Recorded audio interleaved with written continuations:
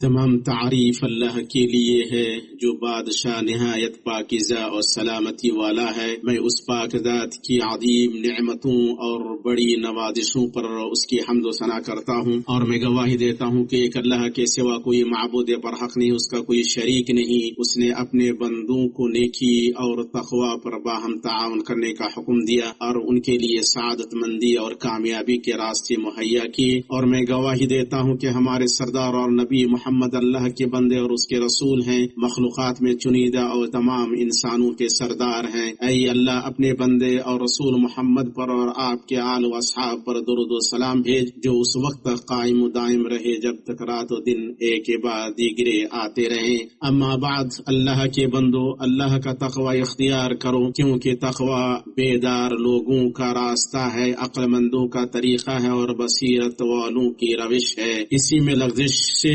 حفاظت ہے، جنت کا حصول ہے اور دوزخ سے نجات ہے۔ اے ایمان والو، اللہ سے کما حقہ ڈرو اور دیکھو مرتے دم تک مسلمان ہی رہنا۔ مسلمانوں، اللہ تعالیٰ کی کتاب میں ایک ایسی آیت ہے جو بندوں کے دنیاوی و اخروی تمام مسائل کو اور ان کے رب کے درمیان کے تعلقات کو شامل ہے، لہذا یہ آیت مستحق ہے کہ اس کے مطالب پر اور اس کے مقاصد کو سمجھنے پر مسلسل غور و خوض کیا جائے اور اس میں وارد ہدایت پر عمل کرنے کی مکمل کوشش کی جائے۔ وہ اللہ عز و جل کا فرمان ہے، نیکی اور پرہیزگاری میں ایک دوسرے کی مدد کرتے رہو اور گناہ اور ظلم و زیادتی میں مدد نہ کرو، اور اللہ تعالیٰ سے ڈرتے رہو، بے شک اللہ تعالیٰ سخت سزا دینے والا ہے۔ کوئی بھی بندہ ان دو حالتوں اور ان دو ذمہ داریوں سے جدا نہیں ہوتا، اور وہ دو حالات ہیں اللہ اور بندے کے درمیان کے فرائض اور بندے اور دوسری مخلوقات کے درمیان کی ذمہ داریاں، جیسا کہ ابن قیم رحمہ اللہ نے کہا،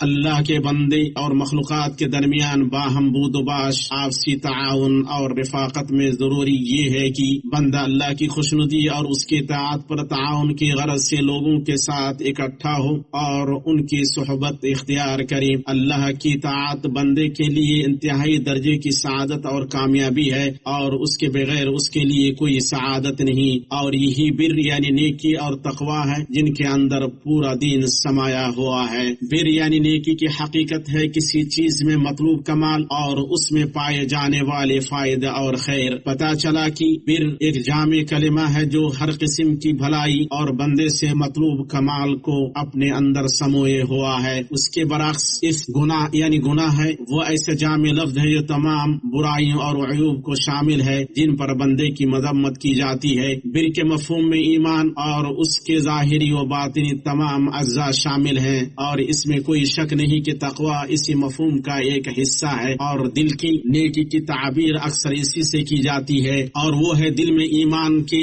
ذائقہ اور اس کی مٹھاس کا پایا جانا۔ اسی طرح اس کے لوازمات جیسے دل کا اطمینان، اس کی سلامتی، کشادگی اور قوت، اور ایمان پر اس کی خوشی۔ دل میں ایمان کی لذت و فرحت ہوتی ہے، اور جو شخص اسے نہ پائے تو وہ یا تو ایمان سے محروم ہے یا اس کے ایمان میں کمی ہے۔ اللہ تعالیٰ نے نیکی کے کاموں کو اپنے اس فرمان میں یوں بیان فرمایا ہے، ساری نیکی مشرق و مغرب کی طرح منہ کرنے میں نہیں، بلکہ حقیقت نیکی اس شخص کی ہے جو اللہ تعالیٰ پر، قیامت کے دن پر، فرشتوں پر، کتاب اللہ پر اور نبیوں پر ایمان رکھنے والا ہو، جو مال سے محبت کرنے کے باوجود قرابت داروں اور یتیموں اور مسکینوں، مسافروں اور سوال کرنے والوں کو دے، غلاموں کو آزاد کرے، نماز کی پابندی اور زکوٰۃ کی ادائیگی کرے، جب وہ وعدہ کرے تب اسے پورا کرے، تنگ دستی، دکھ درد اور لڑائی کے وقت صبر کرے، یہی سچے لوگ ہیں اور یہی پرہیزگار ہیں۔ اللہ تعالیٰ نے خبر دی کہ نیکی ہی اللہ، اس کے فرشتوں، اس کی کتابوں اور اس کے رسولوں اور یوم آخرت پر ایمان، یہ ایمان کے وہ 5 اصول ہیں جن کے بغیر ایمان کا وجود نہیں۔ اسی طرح نیکی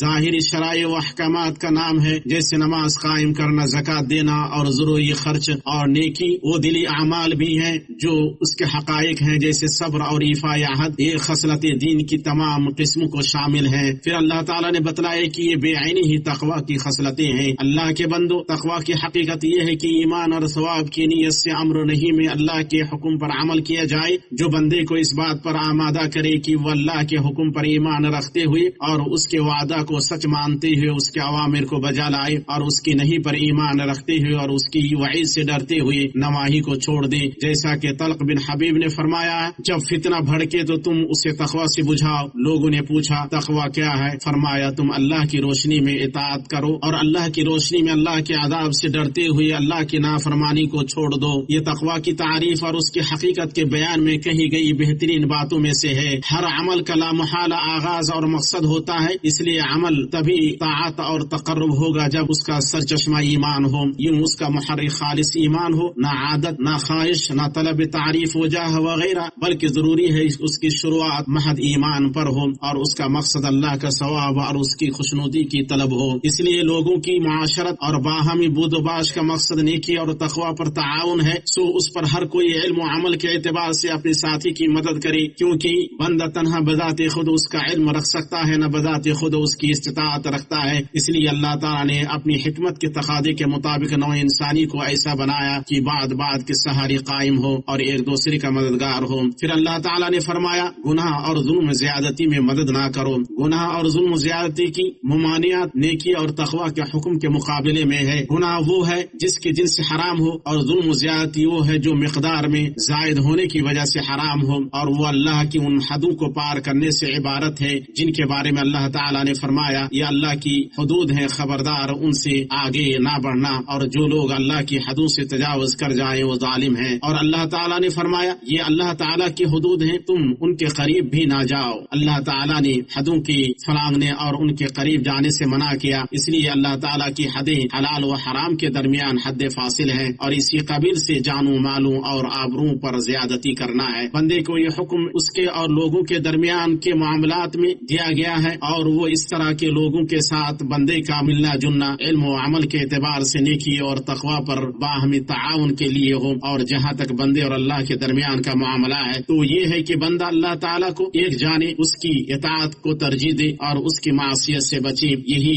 مراد اللہ تعالیٰ کی اس قول سے ہے اللہ کا تقوی اختیار کرو. اس میں بندے کی اس ذمہ داری کی طرف رہنمائی ہے جو بندے اور انسانوں کے درمیان کے معاملات اور بندے اور اس کے خالق کے درمیان کے معاملات کے تئیں ہے، اور عقل مند وہ ہے جو ان دونوں ذمہ داریوں کو کامل طریقے سے انجام دے اور ان کے حق کی کامل پاسداری کرے، تاکہ دنیاوی زندگی میں اس کے لیے سعادت کے وسائل پورے ہوں اور آخرت میں اللہ کی خوشنودی اور بلند مقامات سے سرفراز ہو. اللہ مجھے اور آپ کو اپنی کتاب کے طریقے اور اپنے نبی کی سنت سے فائدہ پہنچائے. میں اپنی یہ بات کہہ رہا ہوں عظیم و جلیل اللہ سے اپنے لیے اور آپ کے لیے اور بقیہ تمام مسلمانوں کے لیے تمام گناہوں سے مغفرت طلب کرتا ہوں. بلا شبہ بڑا بخشنے والا مہربان ہے.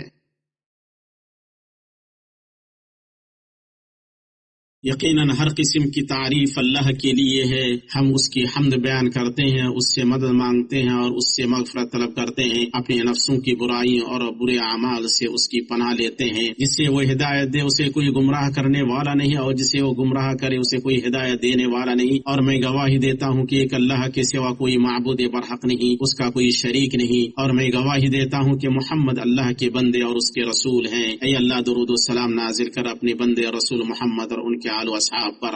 اما بعد اے اللہ کے بندو، بھلائی اور تقوی پر تعاون کے نمایاں ترین معاون امور میں سے اس اخلاق پر نفس کی تربیت اور اسے اس کا عادی بنانا ہے. بطور خاص خاندان کے اندر شروعاتی نشوونما کے مرحلوں میں بین طور کے خاندان کے افراد بھلائی پر ایک دوسرے کی مدد کے مضبوط اصول پر نشوونما پائیں اور ان کے لیے اس کی ضرورت و ناگزیری کو واضح کیا جائے، اس کے اچھے اثرات اور اچھے انجام سے انہیں آگاہ کیا جائے. پھر دائرہ وسیع ہو اور صلہ رحمی و احسان اور باہمی تعاون اور رحم دلی جیسے حقوق دے کر اور ضروری ذمہ داریاں ادا کر کے رشتہ دار اور پڑوسی بھی شامل کیے جائیں، اور یوں اس کی کڑیاں پھیلتی جائیں اور پورے مسلم سماج کو سمولے، جس سماج کی حقیقت کو اللہ کے نبی صلی اللہ علیہ وسلم نے اپنے اس قول سے بیان فرمایا ہے. مومن کی مثال باہمی محبت، ہمدردی اور شفقت میں ایک جسم کی سی ہے کہ اگر انسان کے ایک عضو کو تکلیف ہوتی ہے تو سارا جسم شب بیداری اور بخار میں مبتلا ہو جاتا ہے. اسے امام بخاری اور مسلم نے اپنی صحیح میں روایت کیا ہے. اللہ کے بندو، اللہ کا تقوی اختیار کرو اور نیکی و تقوی پر تعاون کا تمہیں جو حکم دیا گیا ہے اور گناہ اور ظلم پر تعاون سے جو تمہیں منع کیا گیا ہے اس پر عمل کرو. اپنے رب کے حکم کی اطاعت کرو جس میں تمہارا فائدہ